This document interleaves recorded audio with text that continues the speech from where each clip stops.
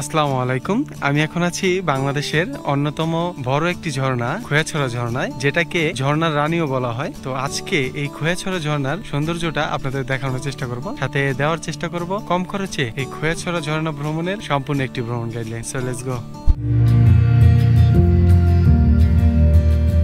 খোয়াছড়া বাংলাদেশের সবচেয়ে বড় ঝর্ণাগুলোর মধ্যে অন্যতম। খোয়াছড়া ঝর্ণায় মোট 13টি ধাপ রয়েছে, যার সৌন্দর্য দেখলে অবশ্যই আপনি মুগ্ধ হবেন। আর আজকের গল্পে আমি আপনাদের দেখাবো ঢাকা থেকে কিভাবে খোয়াছড়া ঝর্ণা পর্যন্ত যাবেন, কত টাকা খরচ হবে, আর এই ঝর্ণার সুন্দর ও দুর্গম পথ কিভাবে পাড়ি দিবেন, থাকবে তার বিস্তারিত।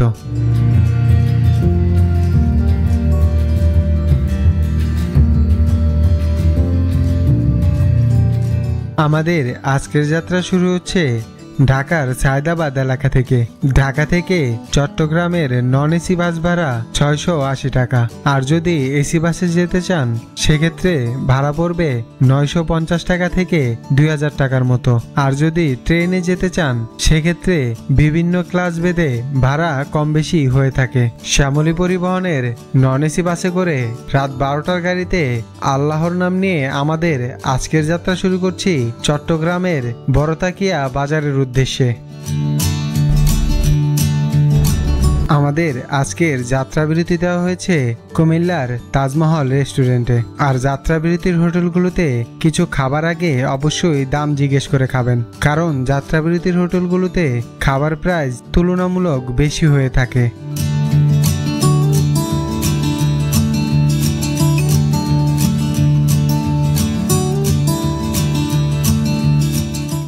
আমি অলরেডি ঢাকা চট্টগ্রাম হাইওয়ে রোডে নেমে গেছি, আর এখানেই এই খোয়াছড়া ঝর্ণার একটা সাইনবোর্ড দেখতে পাবেন। আমার পিছনে যেটা দেখতে পাচ্ছেন, একটু সামনে আগালেই কিন্তু আপনারা পেয়ে যাবেন সিএনজি স্ট্যান্ড। তো এখান থেকে আপনার খোয়াছড়ার কাছাকাছি যেতে পারবেন।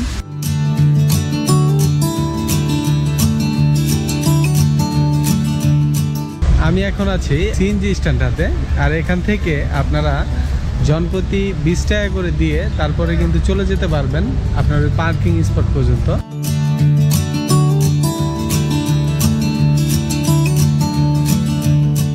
ওই যে উপর ঝর্ণার উপর উঠে যায়, লাফালাফি করে, স্লিপ কাটে, বাস নিচে পড়ে যায়, একদম নিচে পড়ে যায়। ঝর্ণার স্তর কয়টা এটা? টোটালি ছোট বড় মিলে 13টা। আজ এই বৃষ্টির ভিতরে তো মনে হয় না ওঠা যাবে। 1, 2, 3 উঠতে পারবে না, এমনি সবগুলো ওঠা একটু রিস্ক নিয়ে।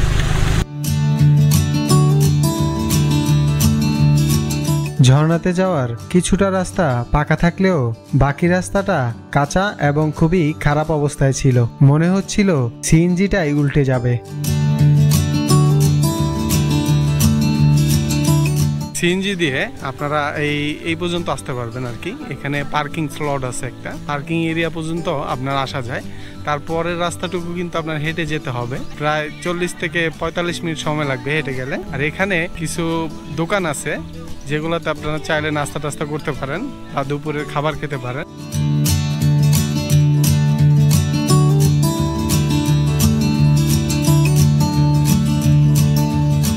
এখানে একটা ঝর্ণা রেস্টুরেন্ট আছে, যেখানে চাইলে আপনারা জামা কাপড় আপনার ব্যাগ ট্যাগ রেখে যেতে পারবেন, প্রয়োজনীয় জিনিসগুলো রেখে এখানে যেতে পারবেন।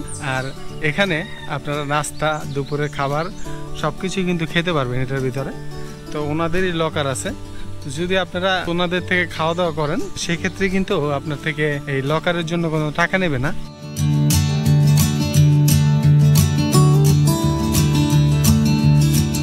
ঝর্ণা হোটেলে সকালের নাস্তা করার জন্য বসে পড়ি। 2টা পরোটা, ডাল, ভাজি এবং ডিম খেতে জনপ্রতি খরচ পড়বে 50 টাকার মতো।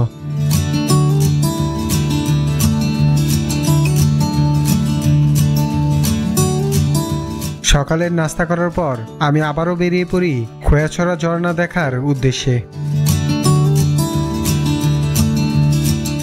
এখানে আপনারা যাওয়ার সময় লাঠি নিয়ে যেতে পারেন বা পায়ের হেলমেট পরে যেতে পারেন। যদি এগুলো নিতে চান তাহলে লাঠি নিতে আপনার 10 টাকা করে দিতে হবে। যদি ফেরত দেন তো সেক্ষেত্রে আবার 5 টাকা আপনাকে ফেরত দেবে। আর হেলমেট নিলে সেক্ষেত্রে 10 টাকা দিলেই হবে।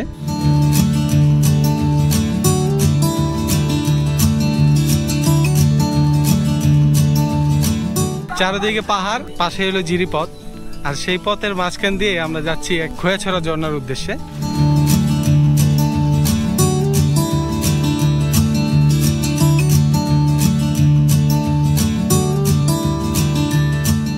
আর এই খোয়াছড়া ঝর্ণায় যাওয়ার পথে কিন্তু আপনারা অনেকগুলো দোকান পাবেন। এখানেও আপনারা চাইলে খাবার অর্ডার করতে পারেন এবং আপনার ব্যাগ ট্যাগ রেখে যেতে পারেন। আর এটার পাশেই আপনার একটা জিরিপথ আছে, তো জিরিপথটা দেখে আপনারা সামনে আগাবেন, তাহলে আপনার পথ হারিয়ে যাওয়ার সম্ভাবনা খুব কম হবে।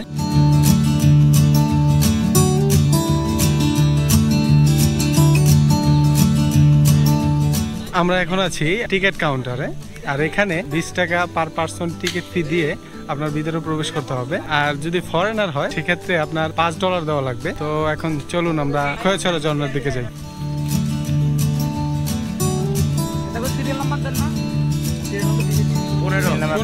টিকিট কাউন্টারে ইনফরমেশন দেওয়া লাগে, যেমন আপনার নাম বা আপনার মোবাইল নাম্বার বা কোথা থেকে আসছেন এগুলো দেওয়া লাগে।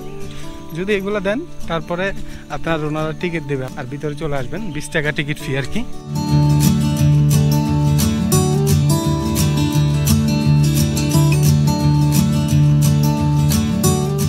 এক পাশে পাহাড় আর আরেক পাশে ঝিরিপথ আর চারিদিকে বন, এরকম অ্যাডভেঞ্চার ট্যুরে কিন্তু আমরা যাচ্ছি। আর এখানে বৃষ্টি হওয়ার কারণে রাস্তা কিন্তু খুবই পিচ্ছিল হয়ে আছে। আপনারা যদি বৃষ্টি হয় সে সময় কিন্তু একটু সাবধানে যেতে হবে, আরো সাবধানে। আর এখানে একটা পরিবার দেখলাম যারা এখানে আছে আর কি। তো এই আসার পথে আপনারা ওনাদের ঘরটা দেখতে পাবেন।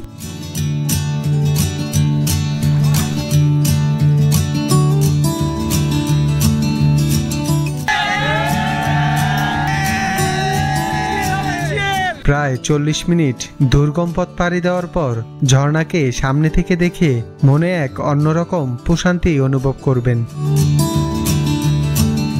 আমরা এখন চলে আসছি আপনার প্রথম ঝর্ণাতে, প্রচুর পানি ঝর্ণাতে, অনেক অসাম একটা জায়গা। আপনারা আসতে পারেন কিন্তু অনেক কষ্ট হবে এখানে আসতে আপনার, যদি আপনি নতুন হয়ে থাকেন। নতুন একটা অ্যাডভেঞ্চার নেওয়ার জন্য আপনারা এই খোয়াছড়া ঝর্ণা ভিজিট করতে পারেন।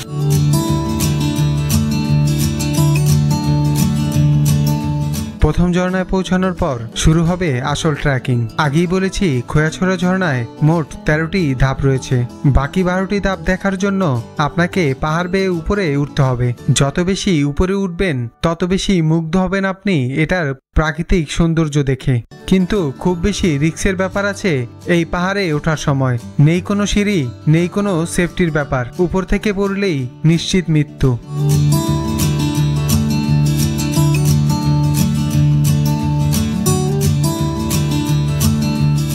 যতই উপরের দিকে উঠবেন ছোট বড় ঝর্ণা দেখতে পাবেন। সাথে রয়েছে পাহাড়কে ঘিরে থাকা এই সুন্দর বনাঞ্চল, যা আপনার পথের ক্লান্তিকে নিমিষেই মুগ্ধতায় পরিণত করবে।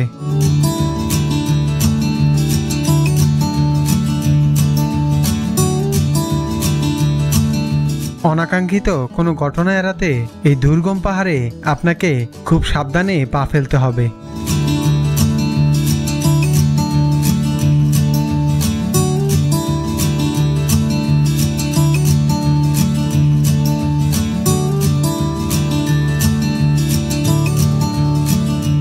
এই খোয়াছড়া ঝর্ণার টোটাল 13টা ধাপ রয়েছে। আপনারা চাইলে এখানে উঠতে পারেন, কিন্তু আমি সাজেস্ট করবো দ্বিতীয় ধাপ বা তৃতীয় ধাপে উঠলে মানে একই রকম দেখতে সবকিছু। তো শুধু আসলে এই একদম উপরে যাওয়ার কোনো প্রয়োজন নেই। আর যদি বৃষ্টি হয় তাহলে তো অবশ্যই যাবেন না, কারণ অনেক রিস্কি কিন্তু এই জায়গাটা। তো আপনারা যদি যেতে চান তাহলে যেতে পারেন, কিন্তু আমি আপনাদের সাজেস্ট করব অবশ্যই না যাওয়ার জন্য এখানে। কিন্তু এই ঝর্ণাটা আসলে অনেক সুন্দর। যদি আপনারা এখানে আসেন আপনারা নিচে থেকে ঘুরে যেতে পারেন। নিচের ঝর্ণাটাই কিন্তু সবচেয়ে বড় ঝর্ণা, একদম উপর থেকে পড়ে। আর বাকি যেগুলো আছে এগুলো ছোট ছোট। তো আসলে আমি আপনাদের সাজেস্ট করব যে নিচের ঝর্ণাটা দেখতে পারেন, আর উপরে যদি যেতে ইচ্ছা করে যেতে পারেন। আর আসার যে রাস্তাটা ছিল সেটাও কিন্তু খুব রিস্কি ছিল। তো আপনারা যারা চান যে একটু সেফলি ট্রাভেল করবেন তাদের জন্য এটা না, একটু ফিল নিয়ে অ্যাডভেঞ্চার ট্রাভেল করার জন্য তাদের জন্য এটা আপনার বেস্ট হবে।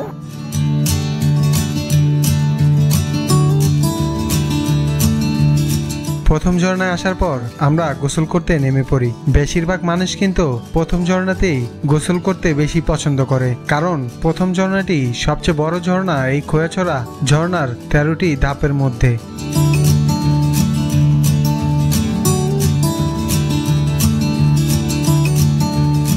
এই খোয়াছড়া ঝর্ণা থেকে আমরা এখন চলে যাচ্ছি দুপুরের লাঞ্চ করব আর কি।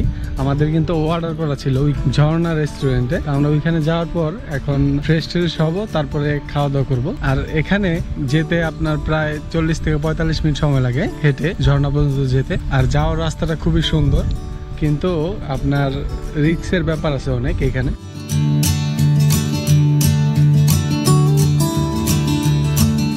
160 টাকা থেকে 70 টাকা খরচ করে দুপুরের খাবার খেয়ে নিতে পারবেন। খাবারে পেয়ে যাবেন ভাত, ডাল এবং মুরগির মাংস।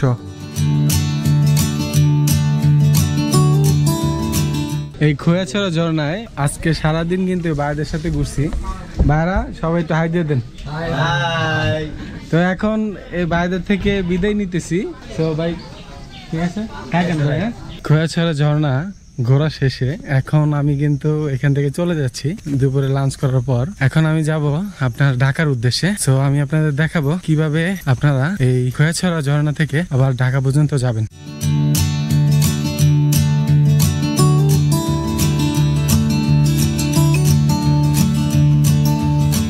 খোয়াছড়ার সাইনবোর্ডের সামনে নেমে অল্প একটু হেঁটেই চলে যেতে পারবেন বড়তাকিয়া বাজারের উদ্দেশ্যে।